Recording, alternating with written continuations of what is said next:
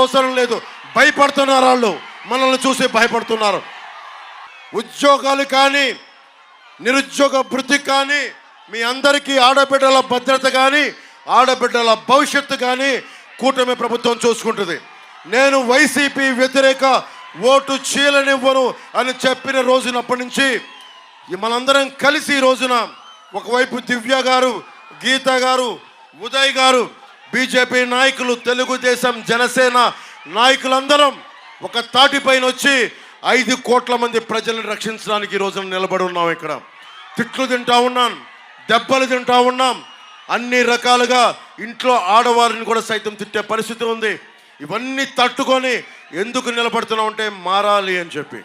నేను మనుషుల్ని, కులాల ఐక్యత కోరుకునేవాడిని, సమాజం ఐక్యత కోరుకునేవాడిని. అలాంటిది తండ్రి బిడ్డల్ని వేరు చేస్తానా? మీరు చెప్పండి. పద్మనాభం గారి కుటుంబాలు నేను ఎందుకు మాట్లాడుతాను? అందరూ కలిసి ఉండాలని కోరుకుంటాను. నేను, నాకు ఎవరి మీద ద్వేషం ఉండదు.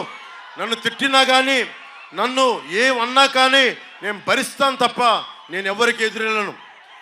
నేను ఒకటే చెప్తా ఉన్నా, ఇదే తునిలో రైల్వే స్టేషన్ ఘటన జరిగింది కాపు రిజర్వేషన్కి సంబంధించి.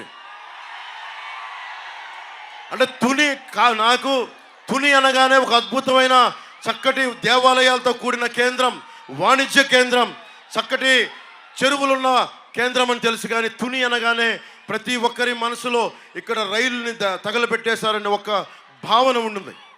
నేను దాన్ని చెరపడానికే 2018లో విజయవాడ నుంచి ఇక్కడికి నేను వచ్చి తుని అంటే రైలు దుర్ఘటన కాదు, రైలుతోటి సుఖశాంతులతో ఉండాలని ఒక సంకేతం పంపడానికి మొట్టమొదటిసారి పోరాట యాత్ర నుంచి తుని రైల్వే స్టేషన్లోనే వచ్చాను నేను ఇక్కడికి. ఒక ఉద్యమం ప్రారంభిస్తే మనల్ని అల్లూరి సీతారామరాజుని మనం స్ఫూర్తిగా తీసుకోవాలి. ఎంఆర్పిఎస్ ఉద్యమం ఉంది, కాన్షీరాం గారు ఉద్యమాలు ఉన్నాయి, బహుజన ఉద్యమాలు. ఏ ఉద్యమం తీసుకున్నా సాధ్యపడేదే చేయగలగాలి.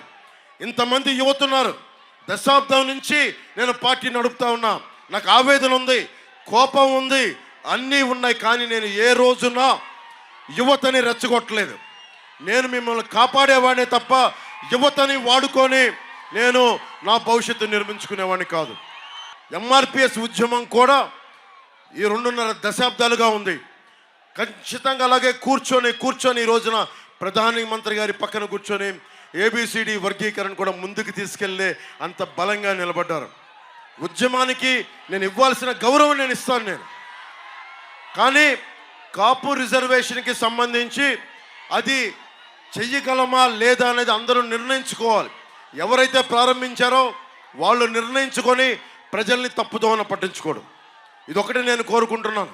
కులాలకి, మతాలకి, ప్రాంతాలకి అతీతంగా యువత అందరికీ బాగుండాలని కోరుకునేవాడిని, మీ భవిష్యత్తు బాగుండాలని కోరుకునేవాడిని. అలాగే మిమ్మల్ని అందరినీ ఏమడుగుతారు? ఏ కులం అడుగుతారు, ఏ ఉపకులం అని అడుగుతారు. అంతేగాని మీకు ఏం నేర్చుకోవాలని ఉంది, మీ అభిలాష ఏంటి, మీకు ఏం కావాలని అడుగుతారు. మొట్టమొదటిసారిగా కూటమి ప్రభుత్వం రాగానే మనకు కావాల్సింది కుల గణాంకాలతో పాటు ప్రతిభా గణాంకాలు కావాలి. సమర్థత, అభిరుచి, నీకేం కావాలని ఉంది. ఆ మూలన ఆడబిడ్డలు ఉన్నారు, మీకేం కావాలని ఉంది, ఇక్కడే ఉండిపోవాలనుకుంటున్నారా, భవిష్యత్తులో ఏం అవ్వాలని దానికి తగ్గట్టుగా ప్రధానమంత్రి గారి నేతృత్వంలో స్కిల్ డెవలప్మెంట్ కార్యక్రమాలు, ప్రోగ్రామ్స్ ముందుకు తీసుకెళ్తాం. దాడిశెట్టి రాజా గారికి అనుకొని కూర్చొని వైసీపీ మద్దతుదారులందరికీ చెప్తున్నాను, వాళ్ళు ల్యాండ్ గ్రాబింగ్ యాక్ట్ అని కొత్తది పట్టుకొచ్చారు. మేము ఊరికి దాన్ని ముసాయిదా అని చెప్పి ఈ రోజున కేవలం మనకు అభిప్రాయం తీసుకుంటున్నామని చెప్పి ల్యాండ్ టైటిలింగ్ యాక్ట్ని కాస్త ఈ రోజున ల్యాండ్ గ్రాబింగ్ యాక్ట్. 25,000 కోట్లు మన పక్కనున్న వైజాగ్లో దాదాపు సర్క్యూట్ హౌస్ సహా 25,000 కోట్ల రూపాయలని తాకట్టు పెట్టాడు. అలాంటి వ్యక్తి సొంత చెల్లికి పాస్తులు ఇవ్వలేదు, తల్లికి మర్యాద ఇవ్వడం, 30,000 మంది ఆడబిడ్డలు వెళ్ళిపోతే మాట్లాడడం. అలాంటి వ్యక్తి మాటలు మనం ఎలా నమ్ముతాం? 450 కోట్ల రూపాయలు భవన నిర్మాణ కార్మికుల సంక్షేమ నిధి నుంచి తీసుకున్నాడు. 1,300 కోట్ల రూపాయలు వైసీపీ రంగులు మార్చిన ప్రభుత్వ భవనాలకి తీయడానికి 1,000 కోట్లు. కానీ ఫీజు రీయింబర్స్మెంట్కి డబ్బులు లేవు, కూర్చోబెట్టి భవన నిర్మాణ కార్మికులకు డబ్బులు లేవు. మరి ఇలాంటి వ్యక్తి చేతులు మీ ఆస్తి పాస్తులు పెడితే జగన్ మావాడు మనవాడు లేదంటే దాడిశెట్టి రాజా మావాడు అనుకొని మీరు ఓట్లేస్తే మీ ఆస్తులు పాస్తులు అన్ని గాల్లో దీపం పెట్టినట్టే. ఇన్ని ఆస్తులు తాకట్టు పెట్టినాడు, రేపొద్దున భవిష్యత్తులో మీ ఆస్తులు తాకట్టు పెట్టడానికి గ్యారంటీ ఏంటి? జీవో ఇష్యూ చేయలేదని చెప్తా ఉన్నాడు, అభిప్రాయ సేకరణ అంటున్నాడు, ఒకవైపు జీవోను కూడా ఇష్యూ చేశాడు. సో దీన్ని దృష్టిలో పెట్టుకొని నేను మీకు మర్యాదగా జాగ్రత్తగా ఆలోచించండి ఒకసారి.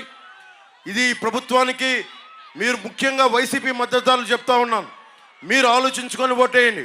ప్రభుత్వం ఎలాగో మారిపోతుంది, కానీ వైసీపీ మద్దతుదారులు మీరు ఆలోచించుకోండి. భవిష్యత్తు మీది, ఆస్తిపాస్తులు మీవి. మేము రాగానే మనకి ల్యాండ్ గ్రాబింగ్ యాక్ట్ని రద్దు చేసే బాధ్యత కూటమి ప్రభుత్వం తీసుకుంటుంది. మనకి సరిగ్గా వారం రోజులు టైం ఉంది. ఈ వారం రోజుల్లో మనం ఎంత చేయగలమో మీరు ఆలోచించుకోండి. నేను చెప్పిన ప్రతి స్పీచ్ చూడండి, కూటమి ప్రభుత్వం మేనిఫెస్టో చదవండి, అన్నీ తీసుకొని ఆలోచించి మీరు నిర్ణయం తీసుకోండి. అలాగే ఈబీసీ బీసీలకి మనకి 34 నుంచి 24% చేశారు, దాన్ని తిరిగి 34% చేస్తాం. స్థానిక ఎన్నిక పంచాయతీల్లో వారి కోటాని. అలాగే మనకి ఎస్సీల కోసం పెట్టిన 27 పథకాలని తిరిగి పునరుద్ధరిస్తాం. అలాగే బీసీల కోసం ఉన్న 13 పథకాలని తిరిగి పునరుద్ధరిస్తాం. ముఖ్యంగా ఏబీసీకి సంబంధించి ఆర్థికంగా వెనుకబడ్డ తరగతులకు సంబంధించి 10% కోటా. ఏ కులంలో పేదరికం ఎక్కువ ఉంది, కాపుల్లో పేదరికం ఎక్కువ ఉంటే కాపులకి ఎక్కువ, లేదంటే బ్రాహ్మణ సమాజంలో కానీ వెలమ కమ్మ రెడ్డి ఎవరైనా సరే ఓసీ కులాల్లో ఎక్కడ ఎక్కువ పేదరికం ఉంటే ఈబీసీ కోటా వారికి అప్లై చేస్తామని తెలియజేసుకుంటా ఉన్నాను. అలాగే ఆడబిడ్డలందరికీ బస్ పాస్ కూడా ఇవ్వని ప్రభుత్వం. మనం తెలుగుదేశం, జనసేన, భారతీయ జనతా పార్టీ కూటమి ఆడబిడ్డలకి, ఆటో డ్రైవర్లకి ఇబ్బంది లేకుండా ఉచిత బస్సు ప్రయాణం కల్పిస్తున్నాం. అలాగే టీచర్లకి మీకు ఉద్యోగ భద్రత కల్పించే బాధ్యత మేము తీసుకుంటాం. అన్ని సమస్యలకు మీకు ఆ ఉద్యోగ భద్రతను కల్పిస్తాం. మీకు టీచర్లకి గౌరవం ఇస్తాం, టీచర్ని గుండెల్లో పెట్టుకుంటాం. దయచేసి మీరు ఆ భద్రతను కల్పించే బాధ్యత మేము తీసుకుంటాం. ముద్రగడ గారి అమ్మాయి శ్రీమతి కాంతి గారు, వారి అల్లుడు శ్రీ చందు గారు నాకు ఒకటే చెప్పారు ఈ రోజున. నాకు నిజంగా అమ్మ, నేను మీ ఇంత తుని ప్రత్యేకించి అల్లూరి సీతారామరాజు పాదాల సాక్షిగా చెప్తున్నా, నాకు వారికి ఒక కుమార్తె ఉన్నందని కూడా అసలు విషయం నాకు తెలియదు. కాంతి గారు ఉన్నారని నాకు విషయం కూడా తెలియదు. నాకు నేను మనస్ఫూర్తిగా చెప్తున్నాను, నాన్నగారిని ఒక మాట అనాలని కానీ ఆయన వైసీపీకి వెళ్ళినా నాకేం ఇబ్బంది లేదు, గౌరవిస్తాను పెద్దల్ని. ఈ రోజున తుని సభ సాక్షిగా చెప్తున్నాను, కాంతి గారు జాయిన్ అవుతానంటే నేను ఒకటే మాట చెప్తున్నాను, నేను తండ్రికి కుటుంబానికి కూతురికి వేరు చేసే వ్యక్తిని కాదు. నేను మీ నాన్నగారికి, నాకు ఎందుకంటే ఒక తండ్రి బాధ నేను అర్థం చేసుకోగలను, కూతురు బాధ్యత నేను అర్థం చేసుకోగలను. నేను మీకు మాట ఇస్తున్నాను, మీకు నేను గౌరవం ఇచ్చే బాధ్యత మీ వారికి, మీ ఇద్దరికి. కానీ ఈరోజు నేను మాట్లాడి మీకు కండువా వేస్తే, నేను నాన్నగారిని, పెద్దవారు 10 మాటలు అంటారు, పెద్దలు ఏమంటారు 10 సార్లు తిడతారు, మనల్ని భరించాలి మనం.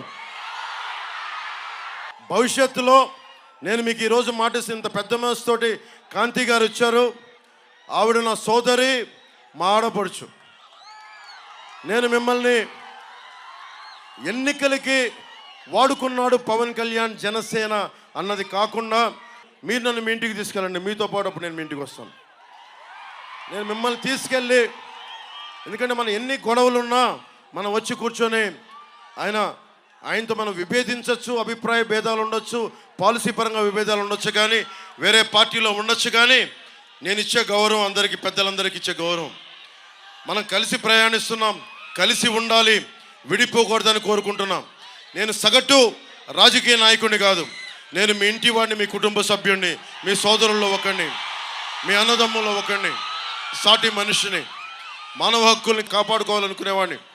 నేను ముఖ్యంగా సోదరి కాంతి గారికి, వారి శ్రీవారు చందు గారికి కూడా ప్రత్యేకించి నేను మాటిస్తున్నాను, మిమ్మల్ని అందరి కుటుంబ సభ్యులతోటి మిమ్మల్ని తీసుకెళ్ళి అప్పుడు నేను జనసేనలో మిమ్మల్ని సంపూర్ణంగా ఆహ్వానిస్తాను.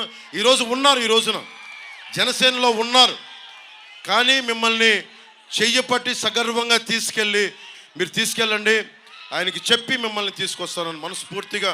ఇక్కడ మీరు బాగుండాలి, తల్లిదండ్రులు దీవెన ఉండాలి ఎవరికైనా. సోదరి కాంతి గారికి మనస్ఫూర్తిగా మీ అందరి తరపున ధన్యవాదాలు తెలుపుకుంటూ, నేను కులాలనే కలిపేవాడిని, పార్టీలనే కలిపేవాడిని, కుటుంబాన్ని వేరు చేస్తామా? కుటుంబాన్ని కలుపుతాం. ముద్రగడ గారిని, కాంతి గారిని కలుపుతాం తప్ప మనం కూర్చొని వేరు చెయ్యం. అలా పరిస్థితి ఎప్పుడు తీసుకురాం. యనమల దివ్య గారిని కూర్చోబెట్టి అఖండ మెజారిటీతో గెలిపించండి సైకిల్ గుర్తు మీద. వంగల్పూడి అనిత గారు పాయికరావుపేట నుంచి పోటీ చేస్తున్నారు. జనసేన మద్దతుదారులందరూ భారీ మెజారిటీతో గెలిపించండి. నా సోదరుడు ఉదయ్ శ్రీనివాస్ ఉన్నాడు, వారిని గాజు గ్లాస్ గుర్తు మీద గెలిపించండి. నేను మీకు ఈ రోజున మాట ఇస్తున్నా, వచ్చే ఎన్నికల్లో, ఎప్పుడు ఎన్నికలు వచ్చినా సరే, వచ్చే ఎన్నికల్లో కాంతి గారిని జనసేన అభ్యర్థిగా నిలబెడతాం. భవిష్యత్తులో సత్తా ఉంది, బలం ఉంది, గుండెల్లో మాటని బలంగా చెప్పగలిగేది ఉంది. నేను ఒకటే చెప్తా ఉన్నా, మనుషుల్ని కలుపుతాం తప్ప, కుటుంబాలని కలుపుతాం తప్ప వేరు చెయ్యం. మేము నిలబడతాం మాట మీద. అలాగే పెద్దలు యనమల రామకృష్ణ గారికి ఇక్కడ లేకపోయినా వారికి నా హృదయపూర్వక నమస్కారాలు తెలియజేసుకుంటా ఉన్నా. సోదరి యనమల దివ్య గారు 4వ నెంబర్ సైకిల్ గుర్తు మీద పోటీ చేస్తున్నారు, వారికి భారీ మెజారిటీతో గెలిపించండి.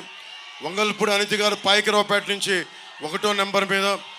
సోదరుడు ఉదయ్ శ్రీనివాస్, మనకి తలుపులమ్మ తల్లి దీవెనలతోటి శక్తి, మనకేం దేవీ నవరాత్రులు చేస్తాం.